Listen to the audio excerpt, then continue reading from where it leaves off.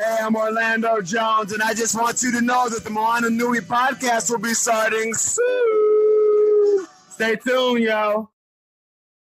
I'm Veronica Taylor, and from myself and Ash Ketchum, I just want to say, Moana Nui, I choose you!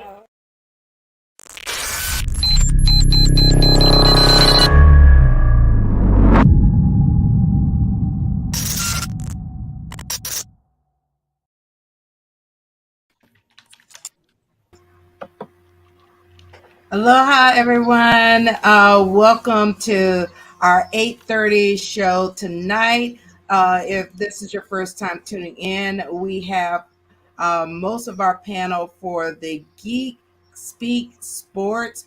We're going to be diving into our August edition. So I'm going to go ahead and hand it over to James to kick everything off. Thanks, Dana. Welcome, everyone. Ladies, gentlemen, good to see you again. I know it's been a while. We missed a few month or two in there. How you all doing? Good. Ready to share. All right. So since we did miss a month, I'm going to get right into it because we missed a month and there was something that I wanted to discuss and get all y'all's opinions on. Furious, I know we talked about this for a very little bit. NBA wise, so two quick things out the way here, starting with the NBA. Denver Nuggets win the championship. Congrats to them.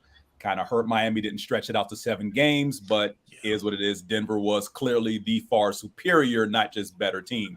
But new collective bargaining agreement, or I should say new rules from the collective bargaining agreement came out of the NBA before the playoffs even finished, and that has to do with postseason awards to limit players on load management and to stop players who missed too many games due to injuries from qualifying. So your MVP, Defensive Player of the Year, Rookie of the Year, your all NBA teams as far as all defense, all NBA first, second, third teams.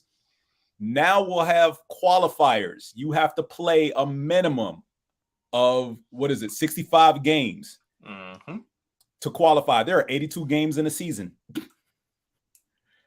And if you miss more than 65 games and you don't play a minimum of 20 minutes per game, you do not qualify for any postseason award at all. Which means if you look at this past year's All NBA first team, none of those guys qualify based on games played. Nobody on the first team, because none of them played 65 games. You've got roughly 17 games worth of wiggle room. That's it. Just 17. So immediate thoughts on hearing that, Qiana, because you look befuddled. I'm flabbergasted. No. And I'm just out of curiosity, is this something that has been in the works for a while, or? Yes. It has been something in the works for a while because too many times the best players in the league are voted on normally by name, regardless of how many games they play. So you get your LeBron James, your Kevin Durant, your Chris Pauls, Steph Curry, Giannis Antetokounmpo. But as far as those guys like KD, LeBron, Steph, they're all like 15 plus years in the NBA right now. And I get it. They will go through load management. LeBron, I think, this year was relatively healthy. The year before, he missed almost like 25 games due to injury and still made an all-NBA team. And that's what they want to stop. They want to stop rewarding players who miss too many games. Load management is one thing. They understand that, but they want to limit how often that happens. Injuries is something completely different. Because, and again, I'm going to sound like an old man, but you go back 30 plus years to 80s and even through the 90s, your all NBA team representatives, all 15 of those players, played a minimum of 75 games out of 82. Most of them played 80 out of 82. So, and yes, I know I'm talking about an era of Jordan and Miller and Robinson and Ewing and Dominique, Bird, Magic, all those guys, Isaiah Thomas, whatever. Yes, they played a full season to get these postseason awards. We're talking about MVP, Defensive Player of the Year, six-man, all that. So the NBA is trying to get back to that. Look, we understand that times have changed. You know, for athletes to be bigger, stronger, faster, better than their counterparts 20 plus years ago, they're getting injured an awful lot. And we discussed that before. So this is just one of the ways to limit that. Also, another caveat with that is that there will be no position-based voting. The 15 best players will make these all NBA teams. So there will not be spots reserved for 2 guards, 2 forwards, and a center on each team, the 5 best players. So if the 5 best players this upcoming 23-24 season happen to be all centers and forwards and no guards, then your team will be 3 centers and 2 forwards with no guards. Or the Atlanta Hawks from the 1980s. Candaysee, you out for a minute. So your viewpoint on the revised voting of the all NBA teams and the caveat as far as them playing X number of games. I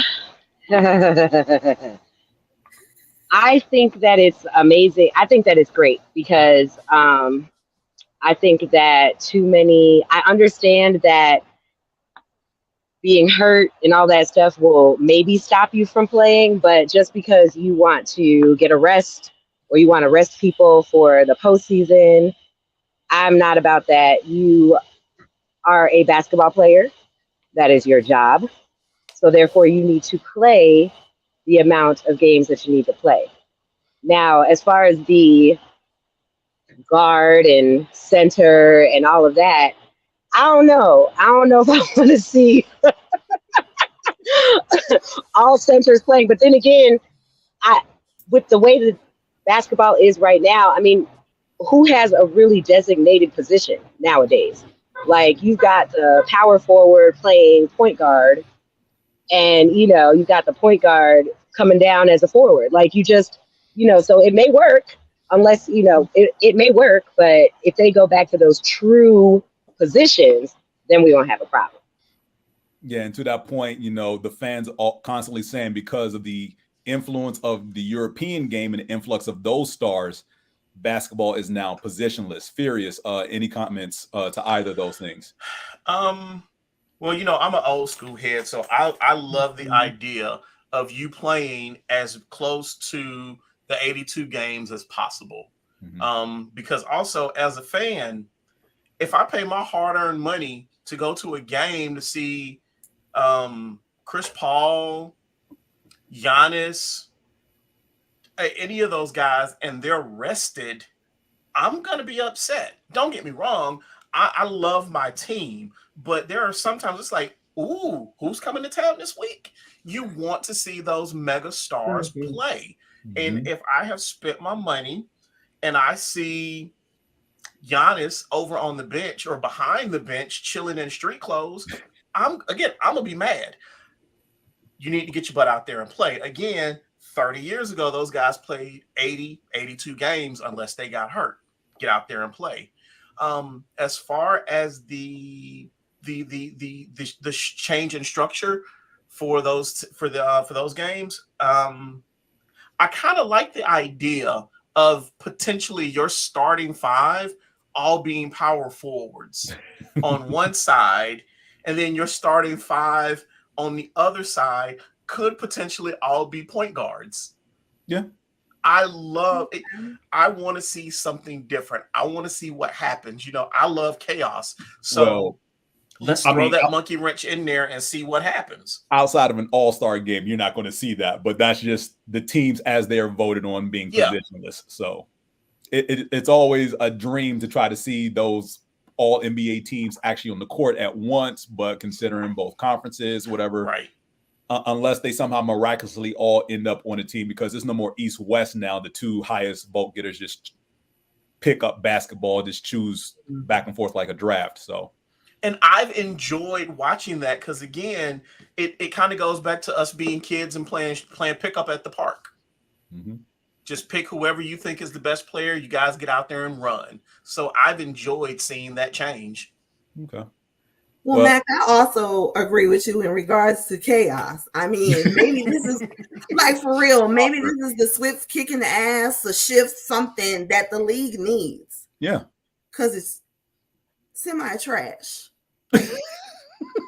I will admit, I do not watch NBA until the playoffs start. And even then, I wait till the first round is over with. And I start watching the semifinals, the conference finals, and then the NBA finals if it's a decent matchup. I agree. So Same. that's just me. See, I'm at some of those early trash games, and I want to see them play. Yeah, I understand. Switching gears here to something that happened this week. Unfortunately, World Cup soccer is currently going on for the women, and USA women didn't look too good. They struggled to get out of pool play. Made it to the knockout round and immediately lost their first game on penalty kicks 5-4 to Sweden. Sorry, bad taste in my mouth from saying that. Sweden. I can understand if it was China or Brazil, but Sweden. Don't be a hater on Sweden. Thanks. They played well. Look, that being said, the U.S. women are still far better showing wise in the World Cup than the men, because at least they make it out of pool play every time they get there. Are there any type of fireworks that can go off in the background? Do we have all of that, all of it. So that's why when the whole issue with the pay and the transparent, that was absolutely and still is ridiculous to me. They did reach I guess the best word is an agreement for the time being. For the time being, that they will be paid equally. That is the best they could come up with. If you delve into the history, every head of USA Soccer has said stupidly, of course, because they're men, that the men's game is just better.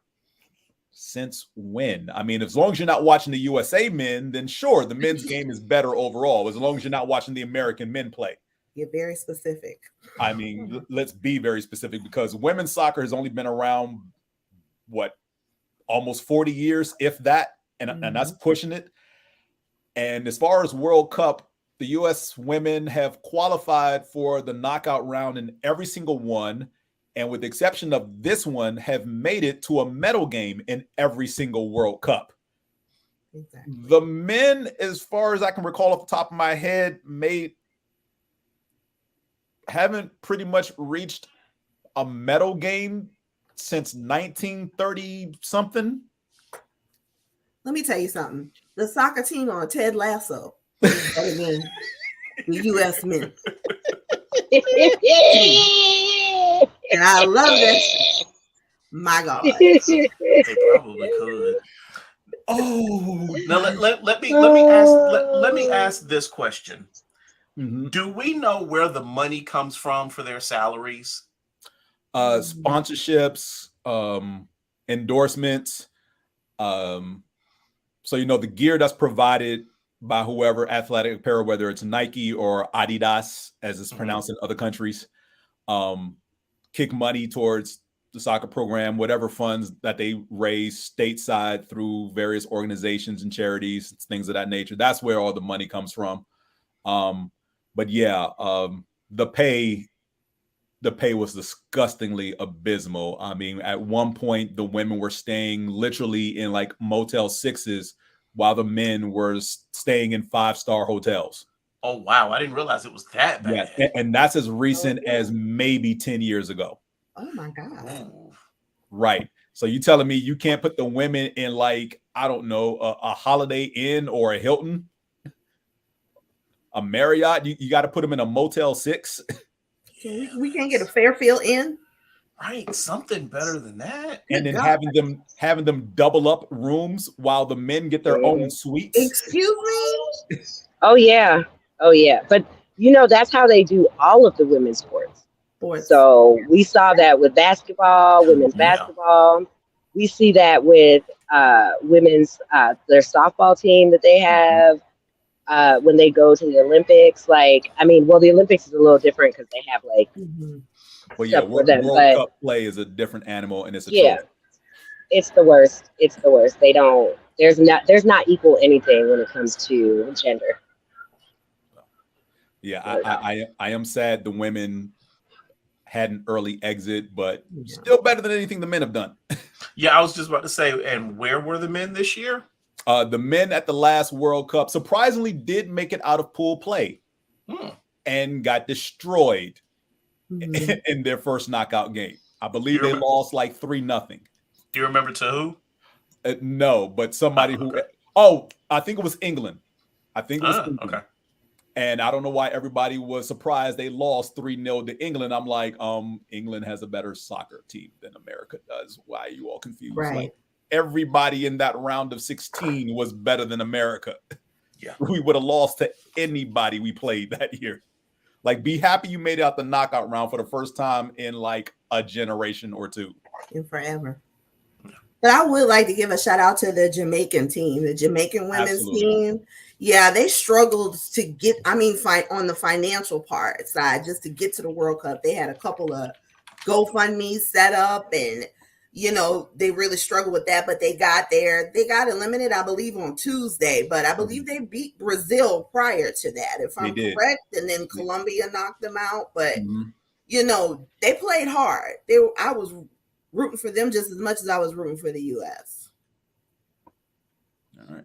Well, yeah, that was the big story of pool play. Jamaica beat Brazil. Matter of fact, that loss kept Brazil from making the knockout round. Wow. Yeah. So they did not advance out of their own pool, which is shocking. So that's all the stuff that I wanted to hit real quick before we got into our own individual stories. So let's start with Furious. What have you got for us this month? So the only thing I have is where's the link? And it's actually, James, something that you posted, but I know that you had something else you wanted to talk about, so I don't feel bad semi-stealing this one from you. Go ahead. But the reorganizing of the Power 5 conferences. Oh. And the fact that the Pac-12 now has... Well, not now. That's next year. I'm sorry. Not now, but you're right. In 2024, 1, 2, 3, 4... No, 4 teams. 4 teams, yeah. That is ridiculous. Yeah. And I look at all the other conferences, and I'm just kind of like, this is going to be maddening when the season starts next year. There's a part of me that honestly is surprised that the majority of these teams have not left the NAACP. The NAACP. Sorry. I missed a memo somewhere. I didn't know that the NAACP was a governing body of college football. Yes. I'm sorry. My head is somewhere else thinking about some things that happened over the weekend. Power to the people. At the sweet tea party. That's where Power to the people. But that they have not left the NCAA and just kind of come up with their own organization, because we always hear about, teams being sick of them and wanting to leave, but they never do. And there's a part of me that wonders if this strange reorg is kind of the first domino. I think it is. Could be. Because again, 4 teams in the Pac-12, that's ridiculous. Who's left? Who's the 4? It is, who is this? I know it's Oregon State. That's the Beavers logo. Yeah, it's California, Oregon State, Stanford, and I don't recognize this 4th Washington logo State, the Cougars. Thank you, the Cougars. Yeah. Yes. Those are the 4 teams left as of next year, unless they can get more teams in before this upcoming season ends. Because so we found out earlier this year, I want to say sometime in January, that both UCLA and USC are leaving to join the Big Ten, where Michigan State, Ohio State, Iowa, all those teams reside. Yeah. Arizona State, Oregon, and I think I'm missing another team. Those 3 teams are leaving the Pac-12 to join the Big 10 or the Big 12. I mean, not Big 10, the Big 12, excuse me. They're joining the Big 12. So, yeah, you've got roughly 6 teams, because I think there's a third team also leaving to go into the Big 10 as well. So 6 teams out of the Pac-12. And mind you, the Pac-12 originally started with UCLA and USC as its centerpieces. That is the marquee game of that conference every single year. And to see it reduce potentially next year to only 4 teams because of super conferences between the SEC, the ACC, the Big 10, and the Big 12, because each of those conferences look like they're going to have almost 20 teams each. Yeah. Why even have a Pac-12? Here's something I know a lot of folks don't know. The Big East still has a football conference. Right. See that look right there on your face? Says everything. The Big East. Yes. Now, I want you to understand that there are 4 teams in the ACC currently that used to run the Big East football conference. University of Miami, West Virginia, and not West Virginia, Boston College, and I'm blanking on the third team, but there's a third team currently in the ACC, and all those teams used to dominate the Big East. Syracuse, thank you. Syracuse. But yeah, Syracuse, Boston College, and University of Miami, the Hurricanes. Yeah. Are all currently ACC teams. Now, granted, they have been ACC teams for the better part of the last 10, 15 years, but they were pillars of the Big East Conference as far as football. So, yeah, the landscape of college football has been changing for a while, with a lot of teams pretty much in the central part of the country. And when I say central, I literally mean the central, like those teams in Oklahoma and Kansas, that were basically trying to get out of the Big 10 and Big 12, some teams in Texas, and all of them jumping to the SEC because they want more coverage. And since the SEC is unfortunately by far and large considered the best conference in college football. Wait, what do you mean unfortunately? I don't like Alabama. Okay, I don't either, but they're not the only school. They're not the only school in the SEC. Yeah, but when you talk about the SEC, that's always the first school mentioned. Yeah, but that's just because Alabama fans don't have anything else. Nothing. Mac, you are not allowed to even talk about anything about. We are ACC down around here. Stop. Again, Alabama doesn't have anything else besides college football. They got basketball. No, they For don't. the first time in 50 years. No, they don't. They got basketball now. Can they That's like say? Ask me. Duke has football. Ask me. Show me where their team sits come the tournament. Then On talk the to me bench. about Alabama basketball. And I'm sorry to any Alabama fans who are watching, but you know deep down inside it's the truth. Turn us off. Yeah. Deep down inside. You know it's the truth. Because other than Clyde Drexler, name me an Alabama basketball star. Clyde Drexler went to Houston. Did he? Yes. Hold on. Who am I thinking about? I don't know. See, that proves the point right there. Then that proves it right there. Now, if you want a basketball star that came out of the state of Alabama, you could say Charles Barkley, but he played for Auburn. No, I'm talking about specifically. There was. Give me You know he's about to look it up. He's about to look it up right now. He can. He is more than welcome to look up a Hall of Fame NBA player who came out of Alabama. I can't name one off the top of my head. Can you? And don't look up the NAACP's roster. I know, right? Damn it. Pull up the right one. Hold on. Let's see. Oh gosh. No, but there was something about Alabama basketball and Clyde Drexler that's I don't remember if it was maybe just there was some marquee game way back when or something. But I've got him for whatever reason. I've got him associated with Alabama basketball, but clearly that's not the right No, play it's team. not, because he played University of Houston, the Cougars, and he played 2 years with another future Hall of Famer, Hakeem Olajuwon. The team of Phi Slamma Jamma. I'm just mad that you just know that off the top of your head, James. Actually, I'm not mad because those are the things, but I'm like, dang, you know all of that. Okay. I thought that was just common basketball knowledge. Everybody should know. It's not common knowledge to me. Thank you. Girl, he be on it. Like, I know, right? It's like, oh, and by the way, in 1956, when I wasn't born, we also had. Again, this is why I don't argue with James when it comes to college sports. I just don't. 9 out of 10 times, he's right. I don't argue with him. Oh, I know, but it's just funny. Oh man! Sorry, While he's looking up that basketball player, Qiana, what do you have this month?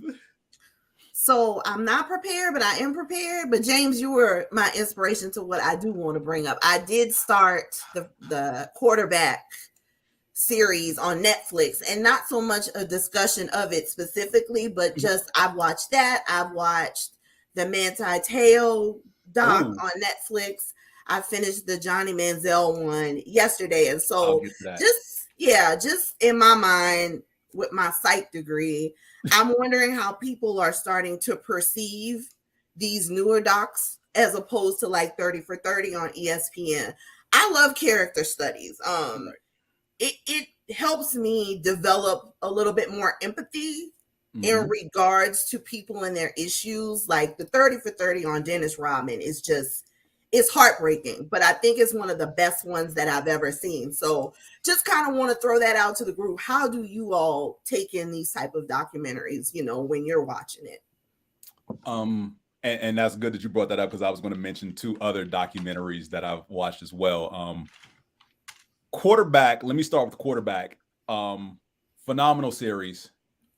An insight, unlike any other documentary, to take place during the season in which they're filming, and not just show the behind the scenes of the games, but to show these athletes in their home life.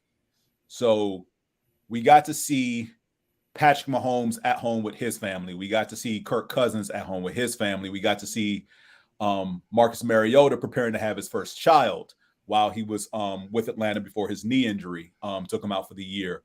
And that perspective of these players kind of reminds fans that, hey, these are people too, not just guys who dress up on Sundays and, toss a ball around and get drilled by 300-pound linemen and, instruments on your fantasy roster. Like they're more than that.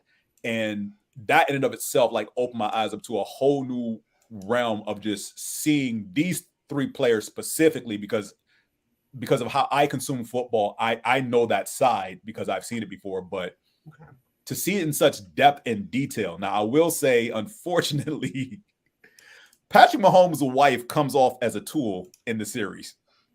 Oh, wow. She annoyed me in the first 15 minutes. And I have not finished the first episode, but I was just kind of looking at her like, do you not know how to read the room? It gets worse. Are you serious? Yeah. For her specifically, and his brother, which unfortunately his brother's already in some legal brouhaha, right? I shouldn't say, and I'm not being light about it, but his brother's basically going to jail for a while. Really? Yes, his brother's going to jail. There's like, I'm not even going to like sugarcoat it. The short version is Jackson Mahomes is currently on trial for sexual harassment and assault. Oh my God. Wow. That's about as succinct as I can put it without going into the sordid details of what he is alleged to have done. You can definitely look it up online. It's something that has been like rumored for a while, and someone finally spoke up and put their foot down, and yeah, he's going to jail.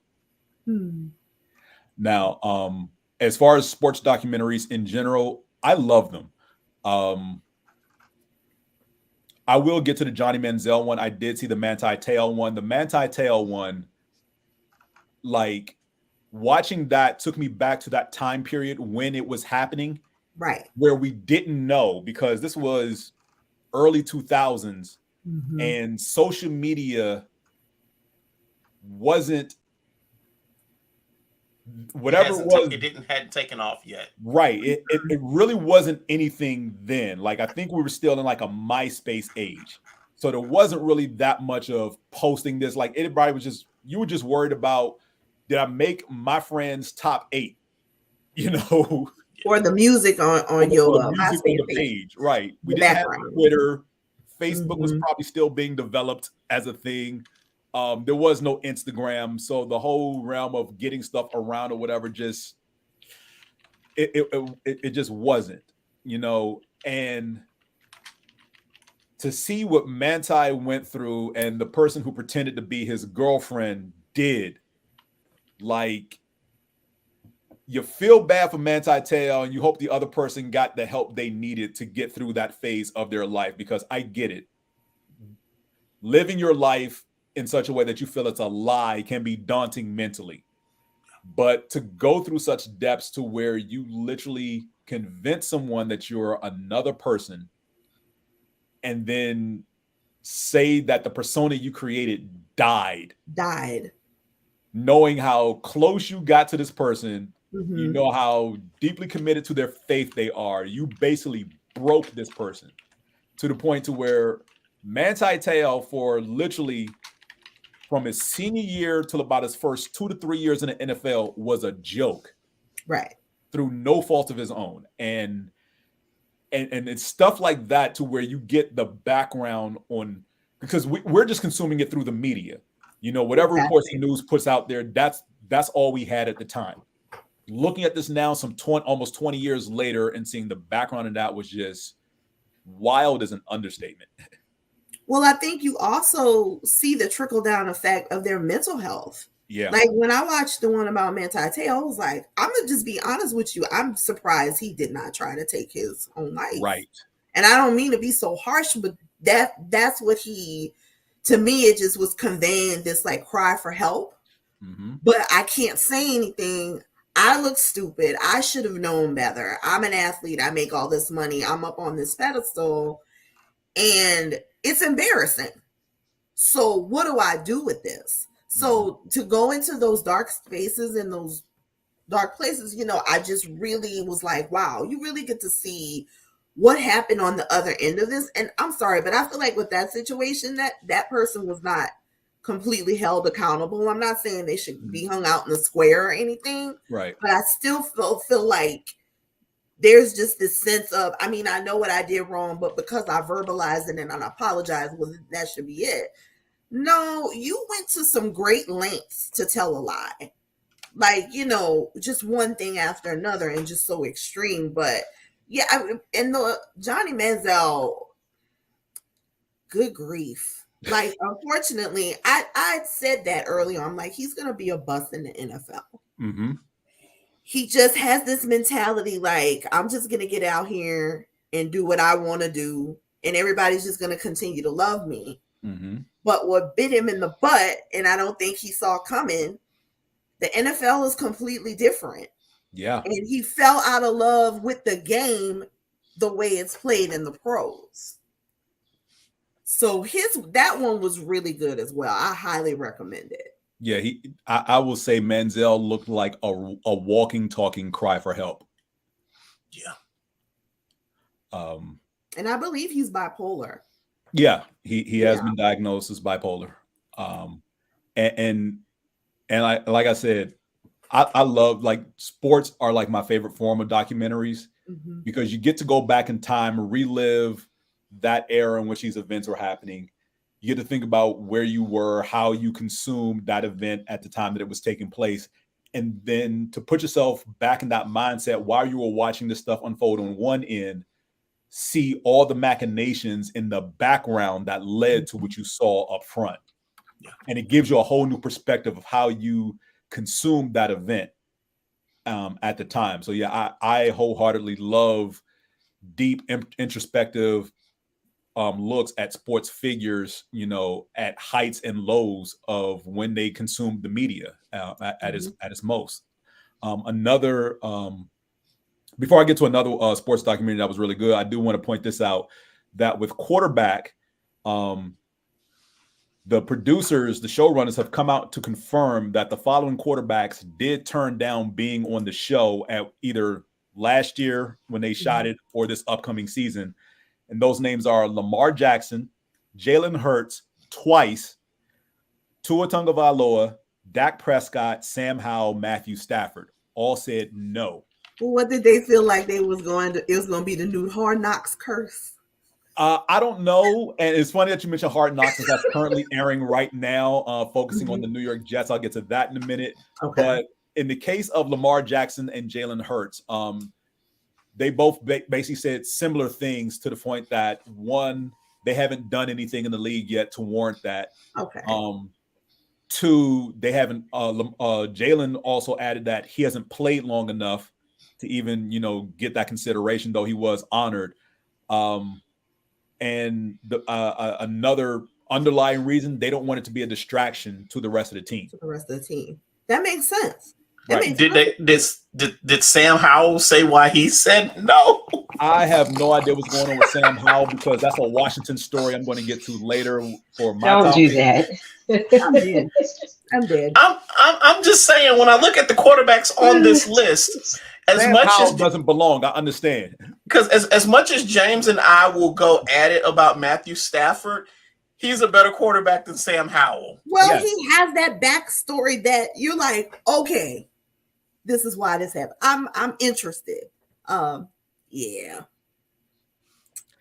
I'm not even sure who they're getting for this season. I want to say they got either Joe Burrow or Josh Allen.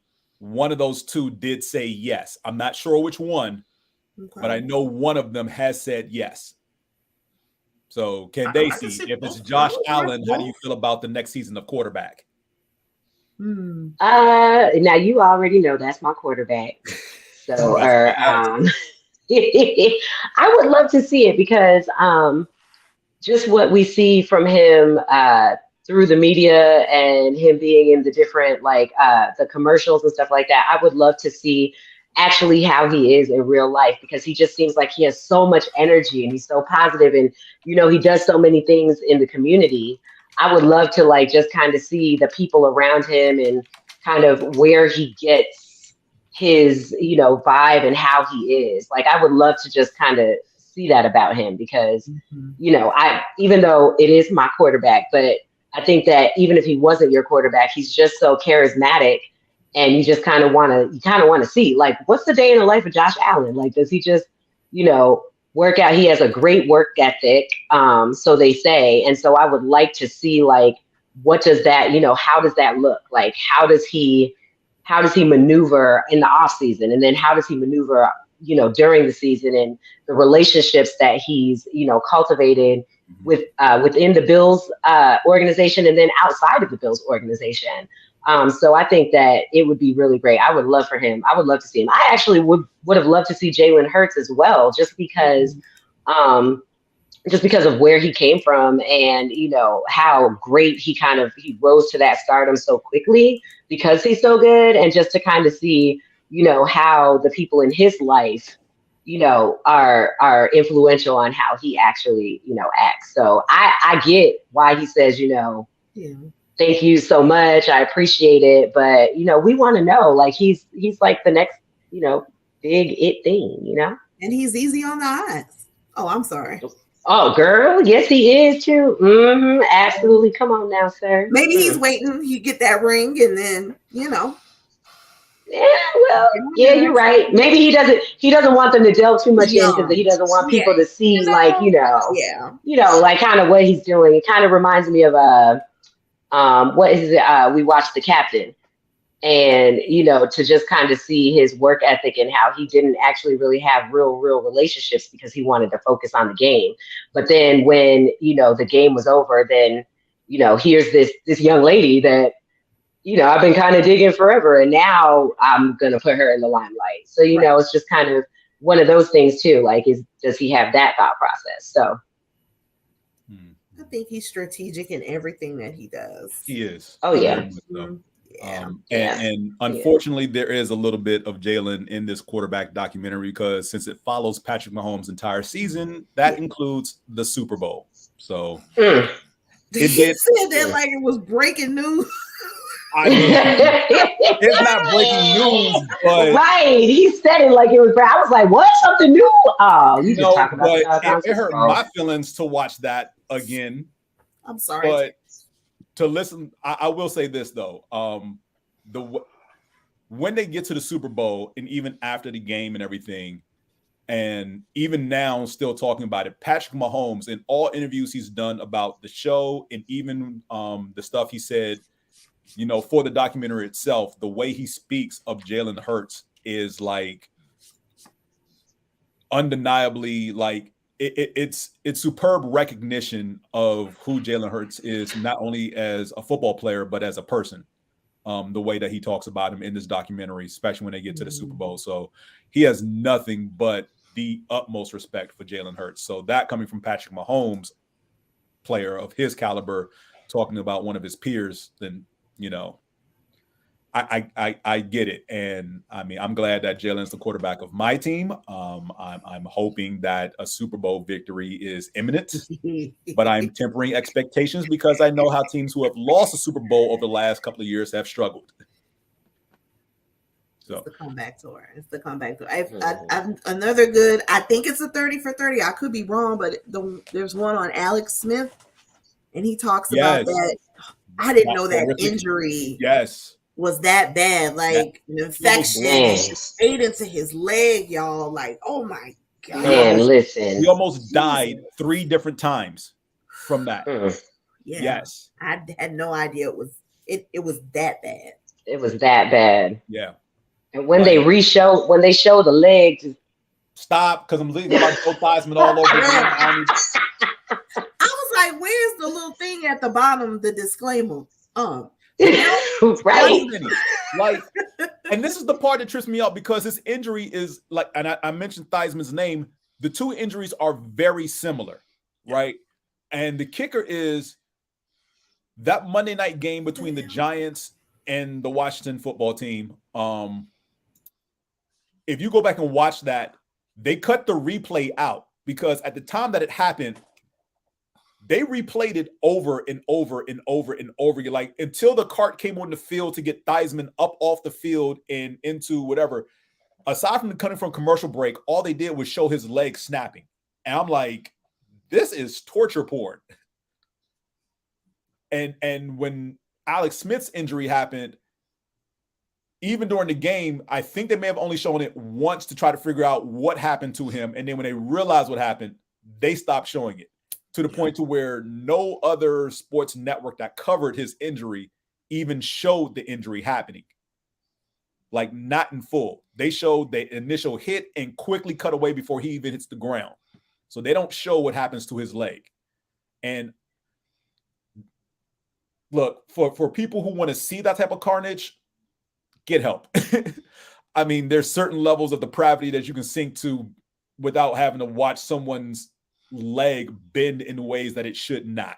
But go play Mortal Kombat. There's that. But yeah, Alex Smith's documentary, like, yeah, I saw that one as well. And yeah, he went through a lot. Another good one that's out there, if you all are familiar with American Ninja Warrior, you know its precursor from the late 80s, early 90s is American Gladiators. And there are not one, but 2 documentaries about that. There is a 30 for 30, and there's one on Netflix. I highly recommend both if you were a fan of the show to see. You recommend both? Yes. Okay. Because you get to see 2 different sides. Now, there are a handful of gladiators who appear in both documentaries, mainly Gemini and who was the other one? And Malibu are the 2 that I can remember offhand who appear in both. Now, there is a big issue with one as opposed to the other. The one that's on 30 for 30 is told from the perspective of the guy who was credited with creating the show. And I say that specifically because this is a guy, it's like Edison and Tesla, right? Tesla created the thing, but Edison got all the credit. And this guy who approved the documentary To Be Told by 30 for 30, he is the one who gets all the credit. And, you know, he got paid, but the person who actually came up with the concept and the idea of the games that we've seen on American Gladiators is someone totally different that he literally tries to bury. So much so to the point that he has, what's his name? John something. But John owns the life rights of the guy who came up with all the games for American Gladiators. That he initially blocked him from appearing on the 30 for 30 doc. Now, that doesn't sound crazy. I don't know what does. And most of the former gladiators do not like this guy, which is why they did not appear in the 30 for 30. But if you watch the one on Netflix, you will see everybody from Sky to Lace, Gemini, Nitro, Turbo, you name them, they're there, right? And they all talk openly and candidly about their time on the show. They tried not to mention John's name at all because, again, they don't like him. And one of the troubling things I found out was that they were barely paid.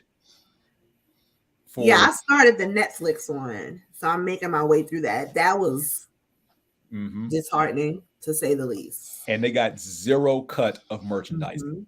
Oh, wow. Yes. So if you remember all the video games, the lunchboxes, the T-shirts, the action figures, the toys, anything that came out of that show, all the executives, the people running the show, behind the scenes or whatever, people who greenlit the show and kept it running, they got a cut of merchandising. But not the people who's on the face of the toys. Wow. So the story of the American life. Yeah, there you go. Pretty much. You do all the work and they get all the money. It's like working for corporate America. You do a great job, the company makes buku bucks, and they want to reward you with a pizza party. Right. Which is why I never go to or I shouldn't say never, but I rarely go to staff appreciations at my job. I was like, if you appreciate me, give me more money. Yes. That's right. Right. At this gathering. Candaysee, what do you got for us this month? Wait, I'm sorry. Can I interrupt you for a quick second, Candaysee?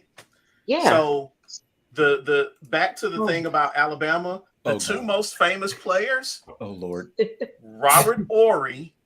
Okay. And Latrell Sprewell. Not Latrell Sprewell from Alabama. Coach. Yeah, we like wow. And right. And I remember why I was thinking about Clyde Drexler, because Ory and Drexler both played for Houston in what was it, 95? The Rockets. And I was at University of Alabama, and they actually had a where they were showing, like, you know, all of their most famous players. And it was Robert Ory and Clyde Drexler was in the background. And that's why I was thinking Clyde Drexler, because he was in that shot with Robert Ory. Gotcha. That's what it was. But yeah, Robert Ory and Latrell Sprewell, two most famous players from Alabama. Now, as I'm going down this list, I see a few other names that I recognize, but I'm betting most people won't know any of these other guys. Probably not. And that's not to say that those guys aren't good, but you know, it's not everybody becomes a household name. You know, for choking your coach because he deserves it. But I'm sorry, Candaysee, please proceed. So first of all, I wanted to say before a good document, the documentary that I liked, Undefeated, did a documentary on skateboarders. Yes. And that was really good as far as African-American skateboarders. So that one was really, really, like, I didn't even, not that I knew that we skateboard, but I didn't realize, like, the in-depth of it. Like, these people are like, I don't remember. It was Undefeated does docuseries on I think it's ESPN2 that I just happened upon it. And I just sat there looking at it like, wow, like it's more than kick push. Yes, it is So, more than kick push. but you know, just a lot of the things that they do, and then they showcased a lot of like African American women that skate, and I thought that was really interesting. It was a couple of months ago that I saw it, so I can't really speak too much on like who's who's, but that was a good documentary. So if you haven't seen it, that would be really good. Now you already know what I'm going to talk about. I'm talking about the AFC East and everybody screaming and getting excited about the man coming from Green Bay. And he's like Jesus to the Jets. And now the Jets are just... To be fair, that doesn't take very much. I know it doesn't take very much, but I'm just saying, I'm tired. I'm tired of this madness. Let's just, let's let the season play out. My team, y'all already know who my team still has a chance. I think there's pressure on my quarterback because we need to do some things. We can't have, the replay of the 90s where we're so amazing and then we can't finish. So that's my rant is forget him. Forget Aaron Rodgers. We don't want to talk about him. Forget him and the Jets. Okay, we're going to forget about them, and we are going to see how this is going to play out. We need to stop talking about him. It is what it is. He's going to come, and I feel like he's going to tank. I think that, he's on a new team and all that, but he's 40 years old, first of all, 40. And then also his leadership skills, they're all like, oh, he's so amazing. I'm so glad, blah, blah, blah. Let's see what you do on the field. Can you get these people to play for you? Okay. He's not Tom Brady. He's not any of those people. I'm just tired of it. I'm tired of hearing about Aaron Rodgers. And every day I watch ESPN and I listen to Greeny. Talk about Aaron Rodgers. Aaron Rodgers every freaking day. He is so super excited. These Jets fans, let me tell you, these Jets fans are like, when I tell you, they're just super. Thank you. Yes, babe. Thank you. Super obnoxious. Super obnoxious. They are worse than Atlanta Falcons fans. Hey. When their team is good and they're like, yes, we're like the best ever. This is the Jets they're the Falcons fans on steroids. No one is more obnoxious than University of Alabama football fans. Get it right. Okay, you're right. They're actually, I was going to say they're almost as bad as Georgia fans. The ones that never even stepped foot on a campus of any type of collegiate school, and they are like just So these Jets fans, you guys, shut it until the end of the season, okay? Because I'm tired. I don't want to hear nothing else about Aaron Rodgers and the AFC East. There are other teams in there that you might just get run over. That's all I'm saying. It isn't, correct me if I'm wrong, but isn't week 1 of the NFL season Jets at Bills, or is it Bills? It is. I know you two teams play each other. Where is they it? Do. I think it's at home. It's at home. It's at home. Okay. I just, yeah. But I'm glad. So they can, but my thing is this, they can shut it until that game. And then even still, they can shut it until the end of the season, because if by chance the Jets win that game, there's still another game that we're going to play, and there's still a whole season that they're going to have to play, and they're going to have to really step up. Now, I will give it to the Jets. They've been working a little bit on the rest of their team, but it is not all Aaron Rodgers. Okay, let's just talk about this. I feel there's no middle ground with this. They're either going to do really well, or they're going to stay right there in the trash can where they've been behind. And I agree. Not the trash can. Right? Girl, basura, English, Spanish, all of it. Stay there. I am tired of hearing about Aaron Rodgers, white savior, whatever he's supposed to be, to come in and do what he's going to do, and he's probably not going to do anything. And it's hilarious to me. I don't know if it's 50-50 right now of those who want him to succeed and those who want him to fail. It could be 70-30 by the time we get to the regular season on the hate side. Sick of this shit. I am absolutely sick of it. Like, I don't want to hear not another thing about Aaron Rodgers. Like, just stop it. Just stop it. Stop it, Jets fans. I mean, he is. I don't know how much regular season quarterbacks of all time. It's just that when they get to the playoffs, he tends to stink the bed up at the worst possible time. True. Well, he does. I hear what you're saying, James, but that was with that team over there. Yeah. Like, you're not gonna come in here and say, okay, we're gonna take this mediocre team, and now that Aaron Rodgers is our quarterback, they're going to be like superstar. Like, that's not the headline that they want to not happening. Well, understand that the talk about the Jets, like, because I believe they finished 7-10 last year. The talk was that, you know, they had horrible quarterback play and their defense was top 10. And if they only had average quarterback play, they could have easily gone from 7-10 to 10-7. So now we'll get to see an above average quarterback. Who was their quarterback? I mean, that's a good question. A lot of them, a lot of different quarterbacks. It was at least it was like 3 quarterbacks. Last year. Yeah, you can pull up the stats. There should be 3 names there. I know one of them was Zach Wilson. Yes, Zach Wilson was one, and I think Joe Flacco was another. And I can't. Oh yeah, because Joe was not playing. He was like, "Oh, you want me to play? Like, I was just here for the money, but you want me to play? Okay, let me play." Jets won against Cleveland last year, so he did play a few games. So well, yeah, but what I'm saying is that he was so lackluster. Oh yeah, because we've seen Joe Flacco at his prime, but he was just kind of like, "Oh, you're putting me in, coach? I didn't say put me in, coach, but okay, now that you put me in, coach." Oh no, Joe Flacco had no prime. He had one phenomenal postseason and then a bunch of trash years around both ends of that. Okay, trash years. All right. Gosh, James, I tell you the truth, this is why we can't talk to him. He's everything. Honest. Look, Baltimore fans are happy they got a Super Bowl, but none of them are bigging up Joe Flacco because of it. They tout their defense.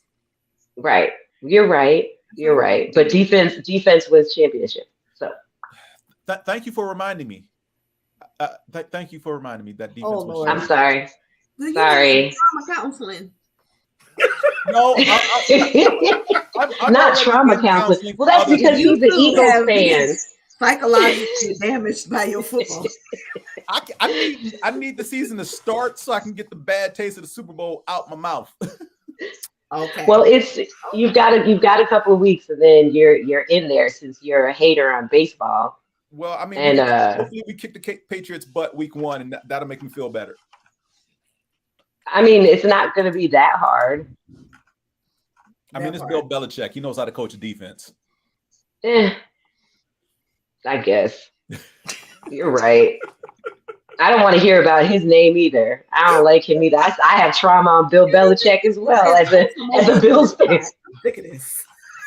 I know. You're right, hun. I really am. I'm just like, You need to let that go.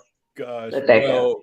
My main topic for the evening does also have to deal with football. And anybody who knows me knows that there are 2 teams I despise more than anything. One is in Dallas, because I never have anything nice to say about them. And the other is in my hometown of Washington. And for those who have been under a rock, the Washington Commanders were finally sold to a competent owner. And I am both happy and saddened by this. Happy that they get an owner in there who will change the culture and bring in personnel so they will not have to revisit the hell that the organization has gone through with lawsuits and accusations and all the negative press that they've been getting for all the wrong reasons. Happy in that respect. I am saddened because this team will no longer be the punching bag of my Eagles going forward. You sure about that?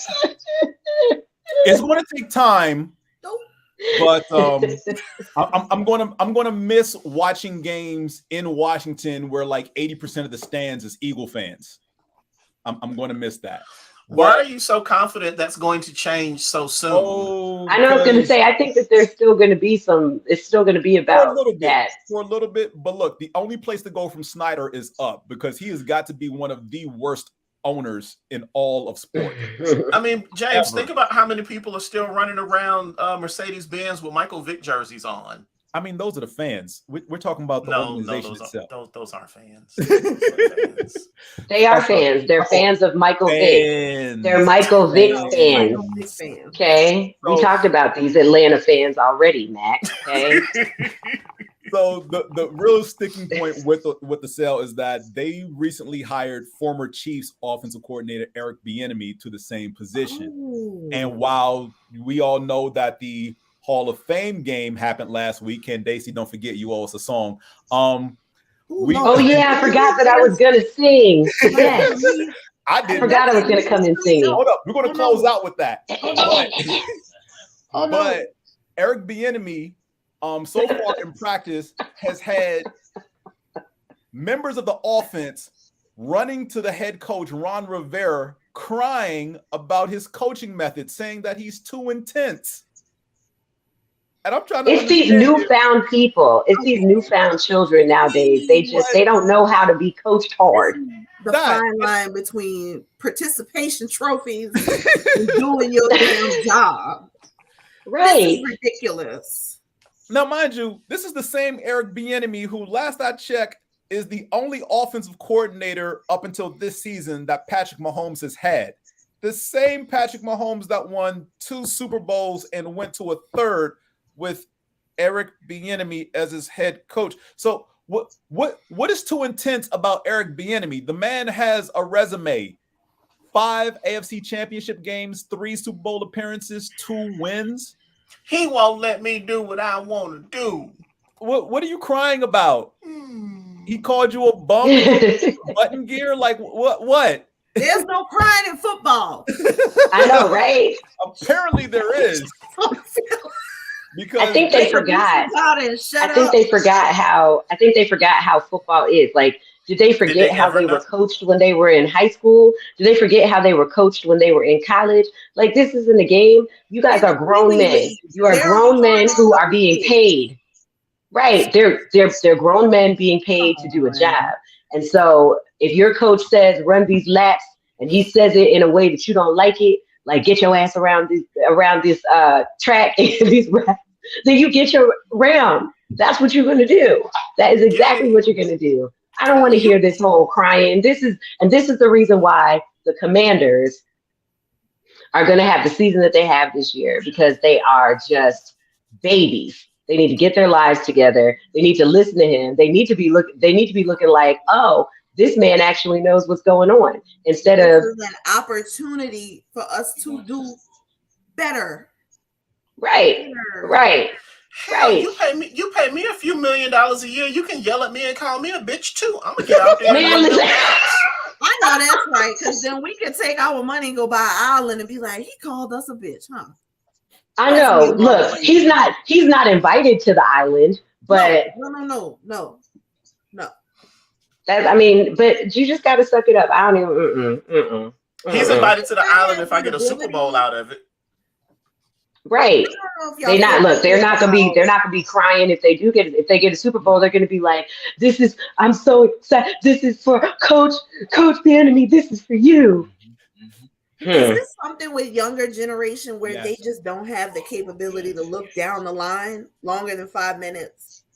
No, they don't. They don't know how to take anything. Where the disconnect is, like I'm like, do you not understand? In order to get to Z, we got to go through all of the other 25 alphabets. What are you missing? What's going on? They don't want to say the alphabet. First of all, did they even learn the alphabet? So they probably don't even know A through Z. They only know A, B, C, D, and they know W, X, Y, Z. They don't know anything else in the middle, because they don't have to learn those things anymore. Earth is ghetto. I can't. I want to leave. Earth is ghetto. Now, in a pretty ludicrous story still dealing with Washington, unfortunately, there is a petition going around that started literally the moment the team was sold. has 40,000 signatures and counting for them to change the name back to the R word. Oh, come on. We not past. Are you kidding me? No, this is real. They haven't moved past this. No. Please. They cannot look. They need to understand. No, they cannot be the Washington Redskins anymore. You cannot be that. It's not happening. But can they say they don't think there's anything wrong with that? Well, why would they? Why would they think that?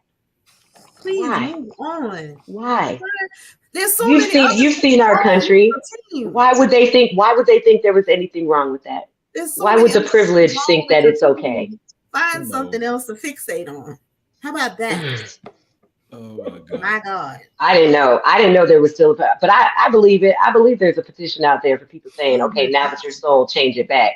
Absolutely not. Be the Commanders. At least you're not the football team. Which, actually, honestly, you'd be surprised at how many people love the football team better than the Commanders. I'm actually one of those people who prefer, because again, I'm a decent, I'm not gonna say I'm a huge soccer fan, but I think of myself as a decent soccer fan, and I love how so many teams are so and so football club. So I kind of liked it when it was the Washington football team. I embraced that name. I just thought they were lazy. They were like, you know what? We wanted to be this other one, so you know what? We're just going to be the football team. Look, and that's literally what it was. We knew the football team was going to be a placeholder until they found something permanent, but no one expected them to rest on the Commanders of all things.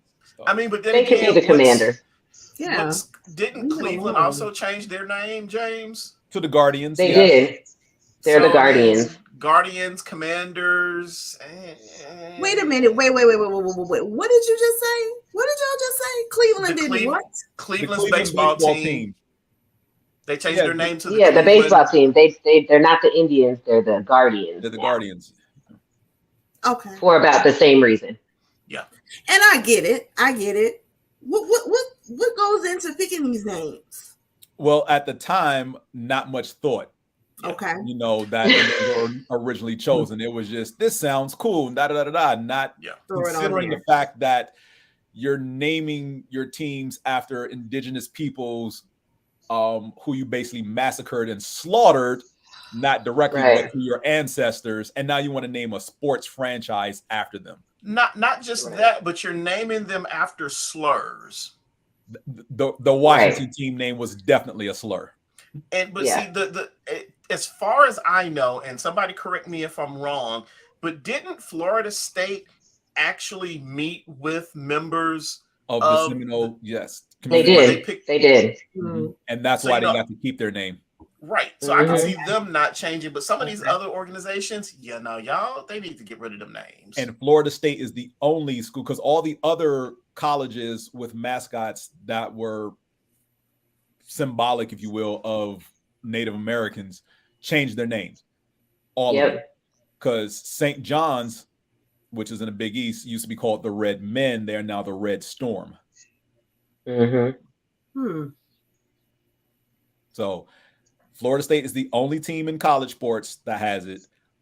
Teams in the other sports, now Atlanta Braves, right? We don't know how long that's going to stick, because there's always, up with us living here, we know that there's always a petition that goes around to try to convince them to change the name. It always falls short of meeting with just trying to get to the owner's desk for consideration. Right. Chicago Blackhawks in hockey, I don't think anything is moving forward as far as them changing their name. I don't think there are any names like that in the NBA. And in the NFL was just the Washington team. So that's all that's left at this point. The Caucasian of benefiting off of bloodshed and discrimination. Funny that you mentioned the Caucasian, because I happened to stumble upon the old clip of Bomani Jones on an ESPN morning show wearing the Caucasians t-shirt on air. Oh yeah, I remember. Oh my goodness! I watched the entire clip of that, laughing my butt off. because they even show it when it went to commercial break and it came back, and the little the light jacket he had over it was then zipped up to cover the image because they were inundated with calls of people who found it offensive. The funny thing about that is because he talked about it on his own show, he didn't wear it to be controversial. Nope. He wore it because he saw somebody else with it and just thought it was funny. Yeah. He had no ill intent behind it. He was just like, oh man, that's a funny shirt. I want one. And he wore it on the show. So speaking of funny, I want to close out on this one because we've all seen it. Furious and I happened to be at a friend's house Saturday night, August 5th, watching WWE's pay-per-view SummerSlam. Little did we know that there was an actual SummerSlam taking place at the same time in a small town in Alabama. I bring it up because there was more action and intrigue in this brawl, and chairs were actually, because Fierce, correct me if I'm wrong, did any of the matches at SummerSlam involve steel chairs? I remember. I don't think they did. I don't remember seeing any. Yeah, I remember kendo sticks and tables, but there were no chairs. Lots of body slams, but no chairs.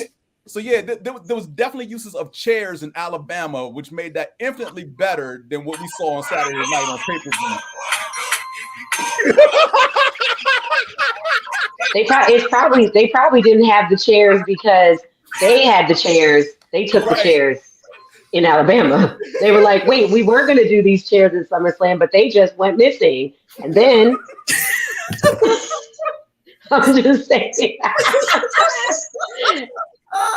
So have you guys heard the update to what happened when that family went to the hospital? Yeah. No. So they get to the hospital, and the majority of the people in the hospital, patients, staff, nurses, doctors, everyone, all look like the four of us. So the family starts using racial slurs towards the people in the hospital. Just won't stop. And they called the police because they didn't see enough doctors and nurses who looked like them. I don't remember any of the stories saying the ethnicity of the cops that showed up, but the cops that showed up said, what do you want us to do? There's nothing we can do. You can either get treated here at this hospital or you can go somewhere else. Wow, so I didn't know that. It just never stops.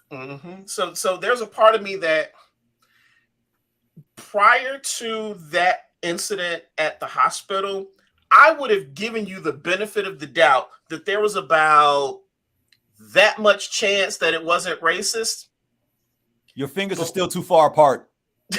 I know, right? They really are. But after that foolishness, I was like, yeah, they're like, trash. Yeah, pretty much. That's crazy. Very much just so. Disrespectful. So disrespectful. But we go to the hospital, or we go somewhere, and we don't see enough people that look like us. We just have to suck it up and deal with it. Well, that's just the Tuesday afternoon in the ER. So that's right. Which I'm just like, really, y'all are complaining because most of the doctors are black. Lord, well, sorry for them. Oh well. I'm sorry to that man and that woman and those other women and those other men. But when the Avengers show up, when black men pull up their pants in unison, you gonna die. I made it out, but I'm just saying. I just want you to know that also debunks the theory that we don't know how to swim. That part. Because old boy came swimming up. 16 years old. And he was swimming like stroke swimming. Like he wasn't just he was certified. Okay, he was swimming. I didn't realize he was that young. Yeah, I didn't realize he was 16. I didn't know he was a kid. There's another angle that actually shows him jumping off the boat he was on, swimming towards the dock. I did not know about wow. Man, you know listen. how heavy your clothes are when you get out the water? He got out the water and he just went. I was got out the water and immediately clocked one dude and rock bottomed another. Yes, we're sticking with the wrestling theme, so that's exactly what he did. He actually yoked someone up like a rock bottom and planted them. Yeah, he sure did. It was such a wondrous thing to see. Oh man, it was great. It was the F around and find out championship. It sure was. It was. Now I will say that arrests have been made, of course, of the perpetrators. No one who went to the defense of the security got arrested, as far as I know. As far as I know, that's the last thing I read. The white folk involved all have charges pending against them. I think all but maybe like 2 of them have turned themselves in. Right. Well, no, my question was going to be the guy who hit the white lady with the chair, because I heard conflicting stories about him. He is definitely getting arrested. He has to turn himself in as well. So whatever the process is, that you do see them handcuff him, because it's kind of like, all right, she was already down. You didn't have to hit her. You could have hit somebody else with the chair. But you can see the frustration in the cops' faces when they went to get him. Like, come on, man, why we dang it, now we got to put cuffs on you. Why you do this? Yeah. Right. So I don't know what happened afterwards when everything like settled down, if you will. Like, but the last report I read said that he was turning himself in by the end of the week. So. But yeah, that's all I've got. As far as can I do a shout out? Another shout out? You can, because I'm just waiting for football season. I need Chiefs Lions yesterday. Now I just like to celebrate all things Black. So Tennessee State University is going to be the first HBCU with an ice hockey team. Nice. Love it. I think that's awesome. I think that's completely amazing. All things, you know what I mean? More scholarships, more opportunities, stop putting us in a box that we just basketball for, you know what I mean? So that is I love that, because when I found out there's a position in hockey called the enforcer. Oh gosh. Because growing up, I didn't know anything about hockey. I thought everybody who played hockey was like Wayne Gretzky. Right. Come to find out, there's a position called enforcer, and your job is to protect. Man. You didn't watch Mighty Ducks? No. Oh, okay. Watch Mighty Ducks, if only for the Bash Brothers. Right. Oh my God, it's been so long since I watched Bash Brothers? Yes. Okay, all the Mighty Ducks movies. You have Disney Plus. All of the Mighty Ducks films are on there. It's either in the first, I think it's the second movie, the second Mighty Ducks film. Yes, they have the Bash. It's the Bash Brothers. Do I need to watch the first one to watch the second one? No. Okay. No, but I still think you should, though. You probably should. That's your homework. It's a nice little wholesome story. Let's put it this way. Yeah. What was that baseball movie with Keanu Reeves? Hardball? Oh. I was going to say, did you like Little Giants? You like Little Giants? The same vein of that. Hardball. Mm-hmm. Yeah. That was a good one. Yeah. Now that Tennessee State has the hockey team, who are they going to be competing against? That's what I was about to ask. What conference are they going to? I think all of that is still being worked out. So this is just kind of an announcement and then putting the program and everything. So this is the blueprint. Okay, cool. Because I want to go to some games. Mm-hmm. I mean, I feel you. Like I like hockey, but I have to be there. I have to be there. Hockey is better in person. Yeah, it surely is. And Tennessee State is only like about 5-ish hours for us. That's not a bad drive. So now I got to call my cousin, because he's a student at Tennessee State, and I'm gonna have to blast him for not telling me this. So well, I don't know what's ice hockey season. Like I don't know what.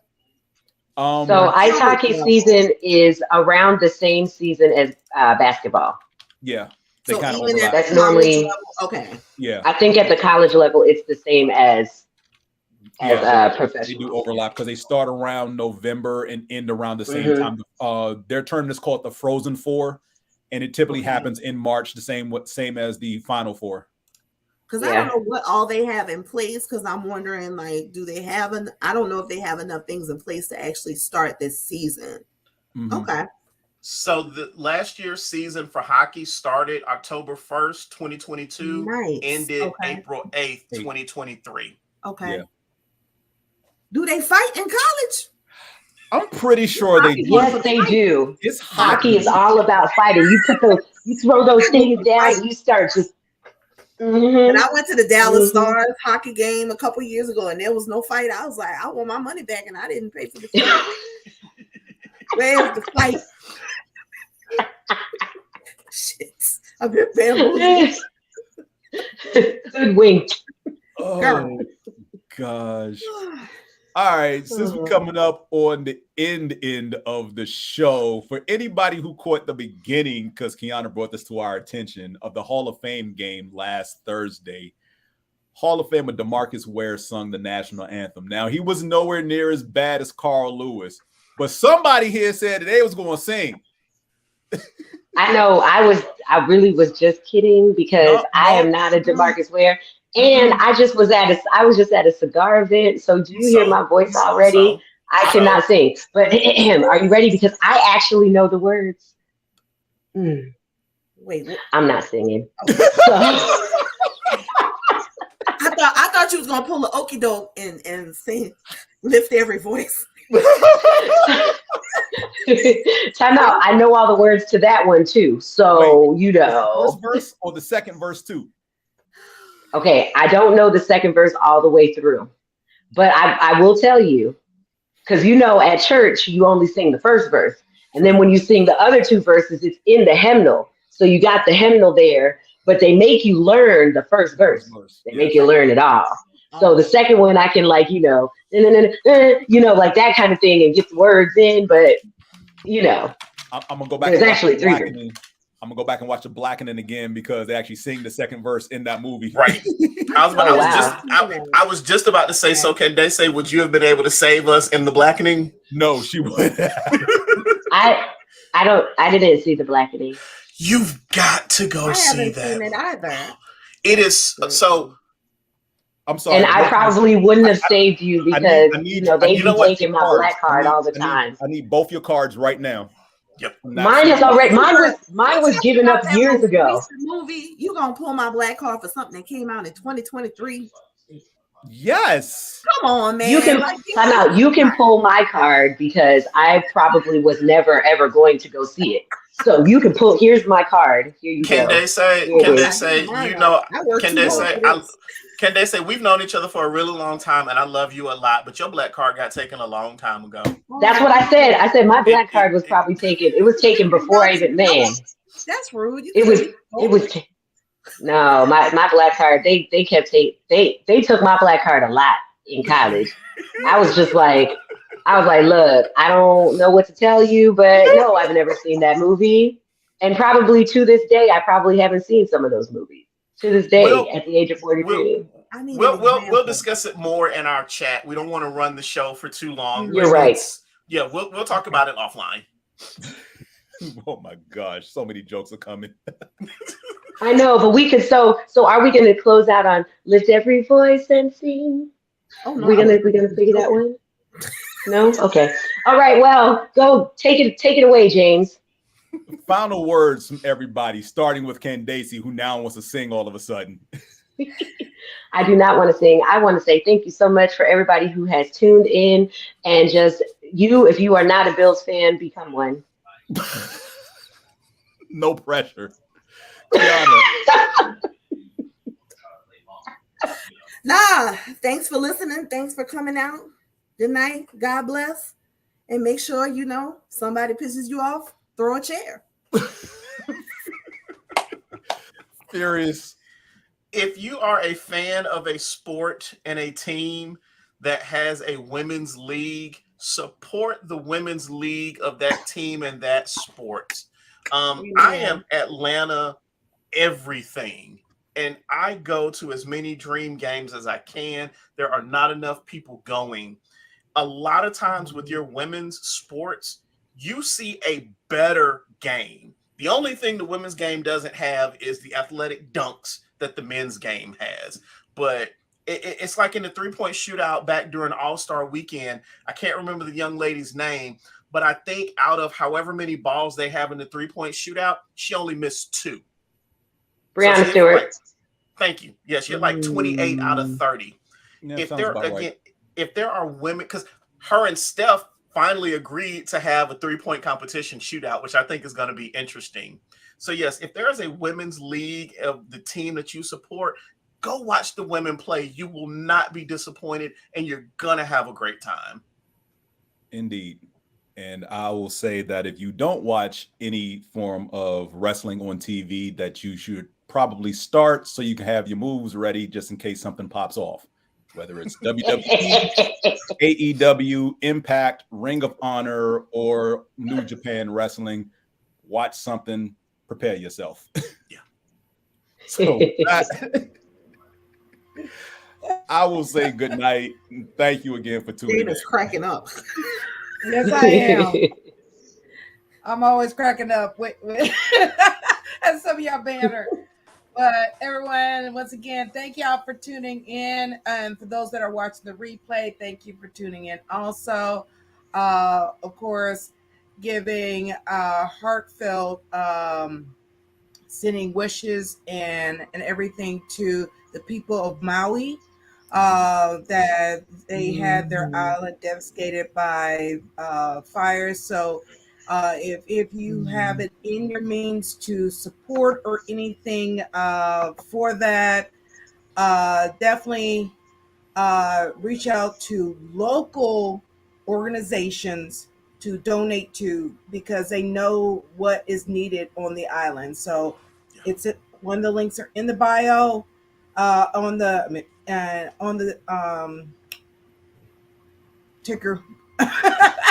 But definitely if you can donate, or if you have anybody that's on the island that can actually donate food or clothing, there is in their link tree how you can donate food and clothing, and also money to help them really help them with finding places to stay and everything else. So definitely, I know there was another fire earlier today, so there are still battling fires right now. So I just want to say that as we close out. But everyone, thank you for tuning in. And of course, like, follow, and subscribe to the Moana Nui Podcast. And of course, we'll be back on here live at 7 p.m. Eastern next Thursday, and also at 8:30 p.m. Eastern also on Thursday. So thank you, everyone. Y'all have a good night.